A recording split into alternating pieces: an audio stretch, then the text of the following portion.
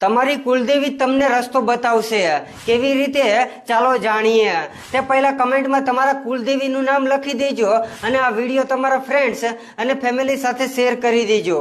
મંગળવારે કે રવિવારના દિવસે સવારે નાહી ધોઈને શુદ્ધ થયા બાદ એક આખી સોપારી લો અને સોપારી ખંડિત ન હોય તેનું ધ્યાન રાખજો. અને પછી તે સોપારીને પૂજા સ્થાન પર રાખી દો અને તેના નીચે ₹1નો સિક્કો મૂકી દો અને પછી સોપારીને જળ અર્પણ કરો. ત્યારબાદ તેના પર નાળાછેડી વીંટીને કહો, હે માં, હું તમને વસ્ત્ર અર્પણ કરું છું. અને પછી સોપારી ઉપર સિંદૂર લગાવીને કહો, હે માતાજી, શણગાર સ્વીકાર કરો. અને પછી એક ઘીનો દીવો પ્રગટાવીને કહો, હે માતાજી, મારાથી કોઈ ભૂલ થઈ હોય તો તમે મને માફ કરજો અને મારા ઘરમાં સ્થાન ગ્રહણ કરો અને મને સાચો માર્ગ બતાવો.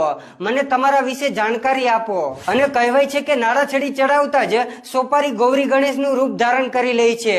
હવે દરરોજ સવારે સોપારીને પોતાની કુલદેવી માનીને ધૂપ દીવો કરો અને પ્રાર્થના કરો કે માતાજી, મને દર્શન આપો. જય માતાજી.